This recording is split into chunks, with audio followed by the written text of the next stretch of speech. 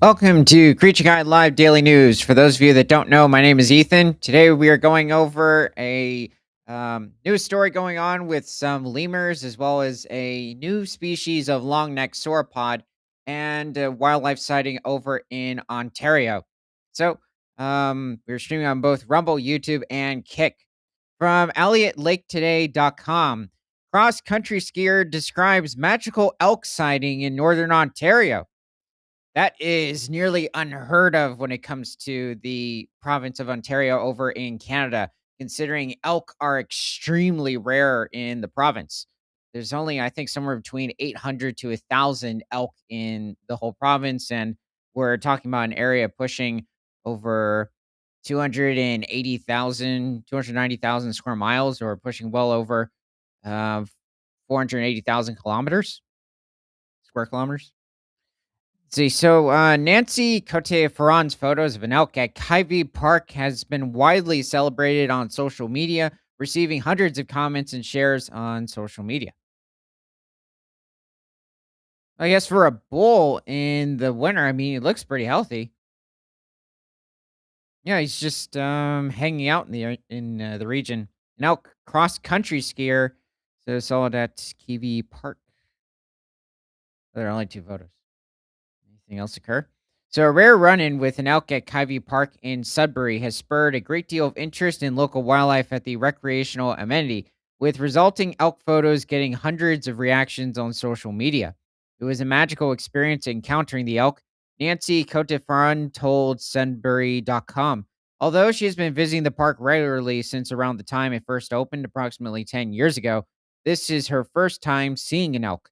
It was quite the experience, she said, adding that she has become known at the park in recent weeks as the lady who saw the elk. like, like an ancient legend. The lady who saw the elk. There have been 3 elk sightings reported at Kyvie Park in recent weeks. Park Community Partnerships Coordinator Autumn Mackay told Sudbury.com. It's quite rare, she said, adding that prior to the 3 recent sightings, there hadn't been any. Cote Ferran was cross country skiing after work on January 15th when she looked up to see an elk in front of her blocking the trail. The two immediately engaged in a staring contest. We were just looking at each other, and I didn't know what to do at first. It was such a beautiful animal, and the colors and the night, and it was a very crisp night. She wasn't thinking about lunch, was she? Oh yeah, elk, stew. The encounter with a male elk, only males have antlers, took place along a 10-kilometer trail near the back of the park, which was mostly empty at the time, with only 3 vehicles in the parking lot. After snapping a few photos of the elk, Cote Ferran said the sun was setting and she knew she had to get back at the parking lot soon or be left skiing into the falling darkness. When I took the steps, the elk just turned around in the opposite direction and started running in the opposite direction along the trail, adding that this in itself was also an impressive sight. The elk continued along the trail for approximately 250 meters before veering left toward Forest Lake. I'm not sure if he went to tell his friends he saw me, Cotifron said with a chuckle.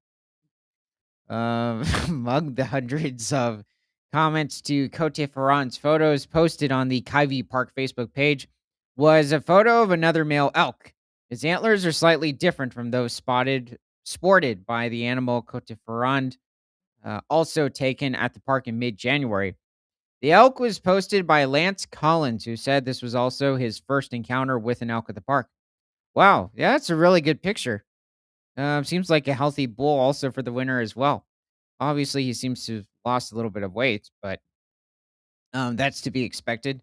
But everything else, it really looks like a true winter wonderland. Why is he looking at the camera like, why are you photographing me? Um, yeah, I guess on the bright side, I don't think there, well, at least for the population at the moment, there are really any wolves to take down the animals. There are coyotes in the region. They will go after the calves, but shortly into their growth, they'll just simply be too large. And cougars are pretty rare in Ontario. I've talked to other people and they've seen them as well, but you see them once, maybe, and that's it. Although his first elk, Collins said he has seen other wildlife at Kyvie Park, including a recent bald eagle and two barred owls calling back and forth to each other. It's kind of exciting, really, for us to see owls calling from the trees. We've never seen moose here or there, but I know there are moose out in this area. I've seen them crossing the road Why did the moose cross the road? for carrots. Just a few months before her elk encounter, Cote Ferran said she was hiking a section of trail closer to the parking lot with a friend when a mother bear crossed in front of them, trailed by two older cubs. Likely just a black bear. There are polar bears in the northern regions of Ontario because there's a massive polar bear provincial park that or just on the southern tip of Hudson Bay, which corresponds with other polar bear populations further northwest as well as even towards the east. There aren't any brown bears over in Ontario, and I don't believe there are any historically either. There are in adjacent Manitoba towards the west. The local elk sightings are uncommon, but not unheard of in the region, with elk long being reintroduced to the area, including in the Burwash area, approximately 20 kilometers south of Sudbury. In the late 1800s, native elk were made regionally extinct in Ontario due to unregulated hunting and habitat loss. From 1998 to 2001, we worked with local and provincial partners to reintroduce elk to four separate locations across this province. These locations include Bancroft North Hastings, Nipissing, French River, Lake Huron, North Shore, and Lake of the Woods. And 443 elk total were released between the four of them. Prior efforts throughout the 20th century also saw elk reintroduced to Ontario, with the province's 1998 to 2001 additions complementing two existing herds in the greater Sudbury area, which was a combined 36 to 55 elk strong by the late 1990s. Mackay said that it's exciting to see the herd extend north into Sudbury's Long Lake area and into Kyvie Park, and that she believes this is a sign that they're finally beginning to thrive in the region. Her advice for people who witness elk is to keep their distance, don't turn your back on them. Um, yeah, well, that's good to see that the elk are making an appearance over in this specific skiing area over in Ontario. Aren't really any. There are large hills over in Ontario, not necessarily mountains, but there are like over 30 different skiing areas over in the province. So let's head back in time to um, sometime, I'm guessing, in the Mesozoic era or the time of the dinosaurs. So, paleontologists and from Sci News, paleontologists unveil new species of sauropod dinosaur. Fossilized remains found in Patagonia, Argentina back in 2009 represent a new genus and species of plant eating dinosaur that belonged to a group called Rebbachisauridae. This is definitely your a very typical looking species of Rebbachisaur titanosaur. So these long-necked dinosaurs were quite common throughout different parts of Africa and South America during the Cretaceous period. First evolving somewhere around 140 to 150 million years ago. So certain species also existing back during the late Jurassic period. But for the most part, these animals were not too large when it came to sauropod dinosaurs. Rebbachisaurids rarely reached a little over 12 tons. That was a very large species of Rebbachisaurid and probably didn't reach a length of more than 45 feet or pushing up to 14 meters. However, these animals were likely feeding on over 400 pounds of food each day, or a little over 180 kilograms. Likely feeding on different species of conifer trees, ferns, and some of their earliest species of flowers to exist. So, the newly discovered dinosaur species lived in Patagonia between 99 to 96 million years ago.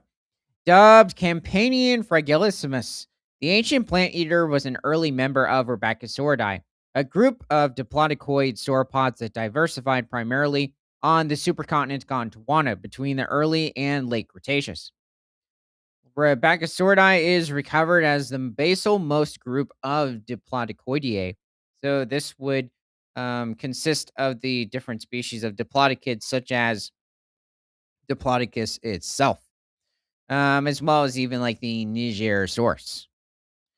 So Dr. Lucas Larzo, a paleontologist with the Fundación Azara Universidad Memonides and CONICET and his colleagues. So, although the inferred origin of diplodocoid sauropods is in the late to lower to early middle Jurassic, it is not until the lower Cretaceous that Rebecca-saurid sauropods appear in the fossil record, with a peak of diversity at the end of the history of the family in the early Upper Cretaceous. Yeah, so I mixed these guys up with another group of sauropods from the um, Titanosaur group. The Diplodocids are a completely different lineage of sauropods. So when it's referring to the more early Jurassic, this is somewhere around 175 to 180 million years ago that these sauropods first evolved. But let's look up another species. However, this is a member of Titanosauridae. So Puertosaurus, Puertasaurus. So this animal lived much later into the Mesozoic, or somewhere around 69 million years ago, and also over in Argentina. But this was a much larger species of sauropod, and this creature could reach well over 90 feet in length. Actually, somewhere between 90 to 100 feet in length. They're pushing around 30 meters, and probably weighed somewhere around 50 to 60 tons, and likely lived in small groups, like somewhere around 20 to 30 individuals. Um, Wow. Well, this actually isn't a bad reconstruction. I think his core might be a bit small, but for the overall size of the animal, it's really not bad. I think the legs, the Puertosaurus is a more slender built species of Titanosaur sauropod. And so this probably matches pretty well. It is interesting. It also has a bit of an almost like brachiosaur appearance to it, even though it's quite distantly related to the Brachiosauridae lineage of sauropods. So, this animal would have coexisted with different species of abelisaurids, such as Carnotaurus, back at the end of the Cretaceous period, as well as different species of megaraptors. There- However, There's a DeviantArt one. oh yeah, well, yeah, What did they they had do it. to it? Yeah, extremely large osteoderms to the side, making it almost like a sort of nodosaur titanosaur. The nodosaurs were a group of armored dinosaurs that existed from the late Jurassic period up until the end of the Cretaceous. They definitely gave a lot more muscle to the neck of this individual, which can be quite typical for many reconstructions of different species of titanosaurs. What is interesting is that he did not add any extra osteoderms like right to the back of the cervical vertebrae or the neck vertebrae, as well as the back and tail vertebrae as well, which is fine. We don't really have any evidence for Puertosaurus having this type of accumulation of osteoderms over on this part of the body. The spikes likely did not occur. So this seems to be a bit of an older model. They're almost giving it. Oh, okay. They're comparing it. Wait a second. Are they comparing it with a little pterosaur, a Nyctosaurus? That's interesting. Yeah, certain species of flying pterosaurs did have the word source in their name, despite them and not being true dinosaurs. This kind of looks like a lizard mix. Um, yeah, it does. I think one of the other Puertosaurs had that type of a look. I've also seen this on certain other reconstructions. I still think it looks good. The Puertosaurs likely were having to take in well over 2 tons of food each day to just to simply survive. So, also consisting of different species of conifers, araucaria trees, and ferns, possibly wetland plants that might have been more of a specific type of diet for other species of sauropods. But many species of sauropods tend to constitute of similar shaped teeth. They're likely feeding on just simply different species of conifer trees, just maybe slightly different species.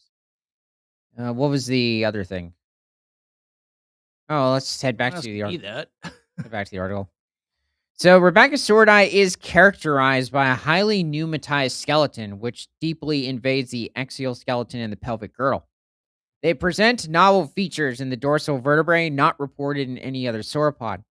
The postcranial remains of Campanian fragilissimos or fragilissimos were collected in 2009 from the Candeleros Formation in Barda Atravesada de las Campanas, Neuquén Province, Argentina. They were found along with the fossils of small theropod and Rebecca-saurid dinosaurs, a turtle, and a lizard.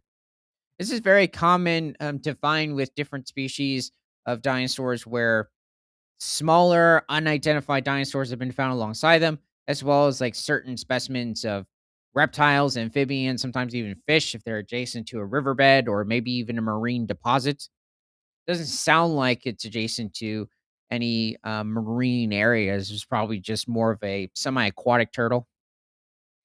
The team's analysis showed that Campanian fragilisimus is closely related to Zapalosaurus and Siderosaura, and so these are two other different species of Rebeccosaurids. And a specimen from the La Amarga Formation. The new Rebeccasaur is recovered as a sister taxon of Siderosaurae due to the presence of Prochyllus posterior caudal vertebrae and dorsoventrally flattened posterior caudal centra. I've got to go over these specific bones. So, Campanian fragilisimus presents an extreme pneumatization of the sacral region with an autopomorphic dorsal alar arm of the sacral transverse processes. Finally, the phylogenetic analysis supports a South American origin for Rebeccasauridae. I would expect that, considering many species of Rebeccasaurids, a larger percentage are found in South America, a little less so for in areas like Africa, and an early diversification to Africa and Europe by the Borromean Aptian, as previously suggested. So, this is during another part in the early Cretaceous. So, this is good to see that we found another species of Rebecca over in the region. These are a very interesting group of smaller diplodocids. What is interesting about this specific species is that, I guess, like many of the larger diplodocids, they did add those specific osteoderms along basically the entire body.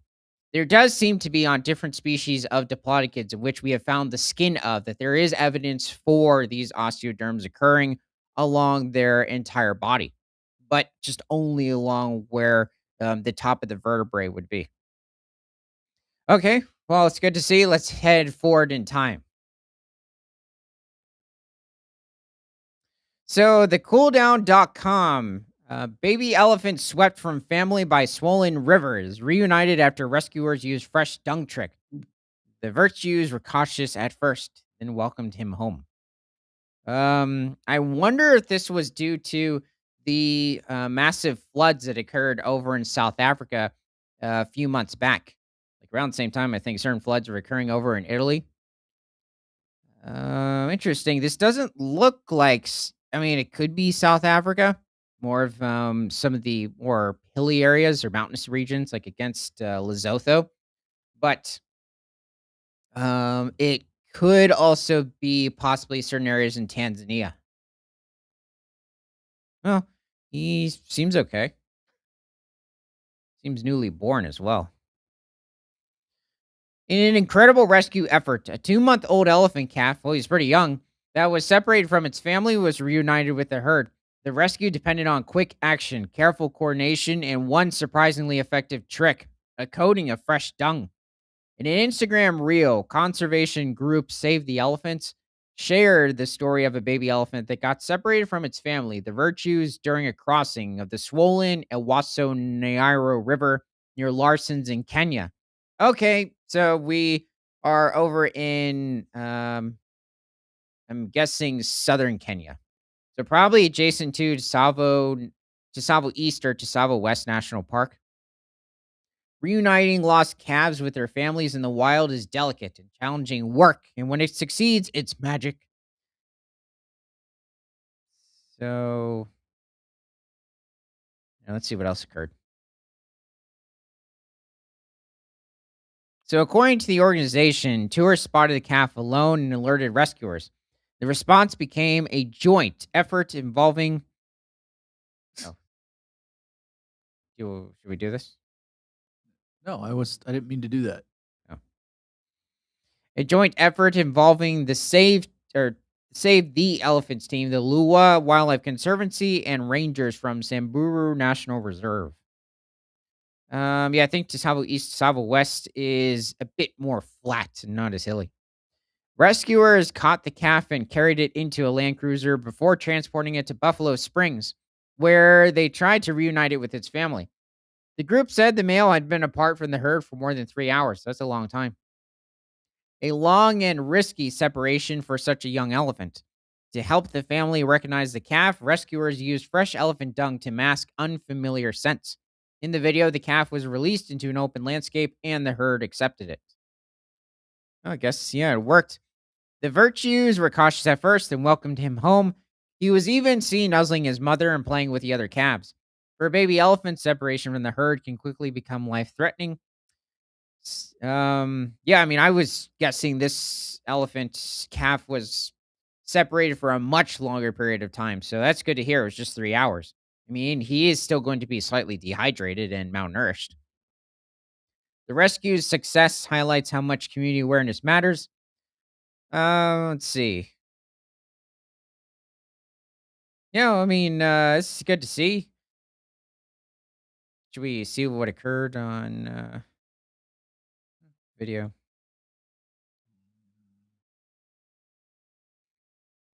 Wow, yeah, it's taking several guys to lift him up.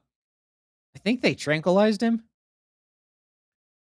Well, is it one of the Tsavo parks? Doesn't look tranquilized. He's not even wobbling. I wonder if he was just exhausted. Then they rub him down with poop. Yeah, that helped. Yeah, they're all sniffing for the calf. He's having to direct it over this way. No, this way. Yeah, that tends to have to occur with a lot of I guess returns when it comes to rescuing elephant calves.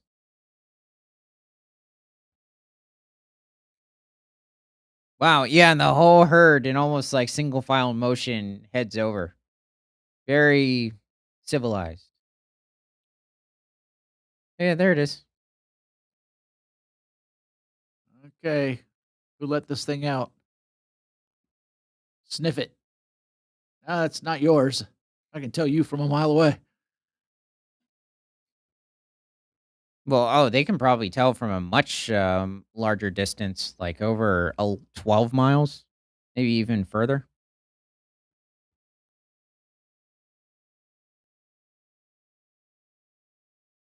Yeah, that was really good to see. Okay, let's head over to another part of the world. So, from the NewYorkPost.com, critically endangered lemur gives birth to rare set of triplets at Georgia Zoo. We hope the numbers keep growing. Well, what species of lemur is this? Is she exhausted? I would assume so. Cuteness times 3.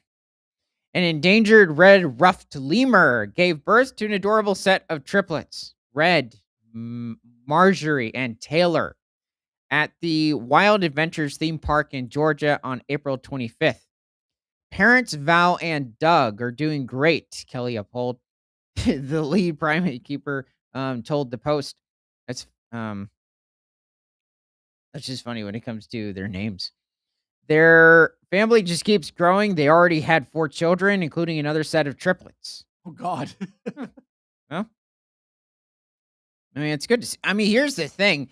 Red ruffed lemurs are not very common. They're only constituted to a very small sliver of northeastern Madagascar. And these animals are somewhere around 12 to 20 pounds or a little over 8 kilograms. They mostly feed on nectar and as well as pollen and certain species of fruit, especially figs. They also create around 12 distinct types of communication.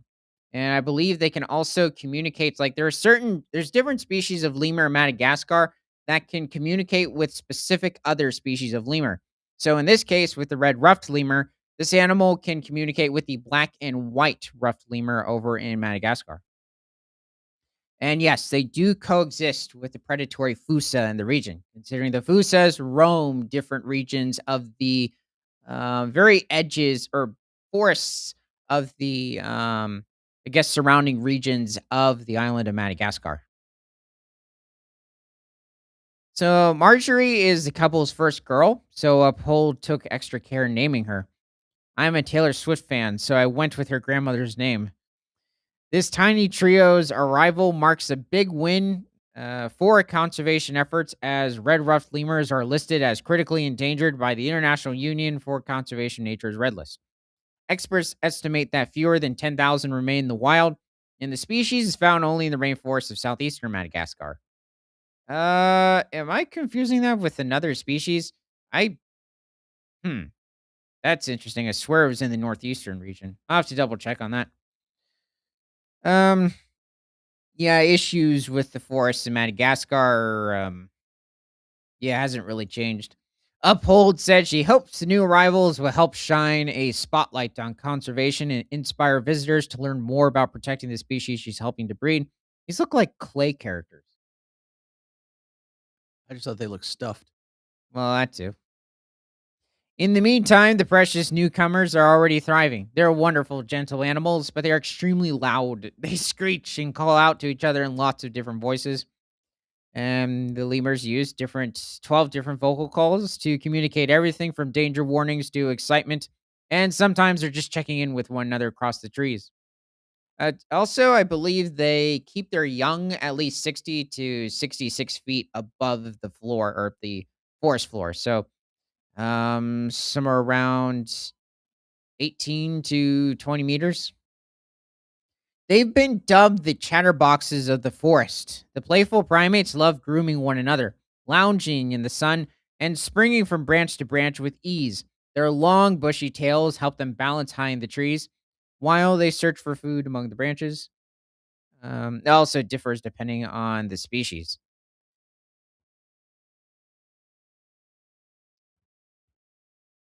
Just being a bit repetitive here. Yeah, living for about 20, 25 years. I don't know, maybe in captivity. I'm not sure about in the wild, though. I'm guessing with lemurs, it's very likely. Um, I think when it comes to 7 to 9 pounds, it might be when it comes to the females, because I believe the males have become larger. So, thanks for joining. And for Prehistoric to Present, my name is Ethan. This is Creature Guy Live Daily News. We are streaming on both Rumble, YouTube, and Kick. And remember that nothing is better than all animals, all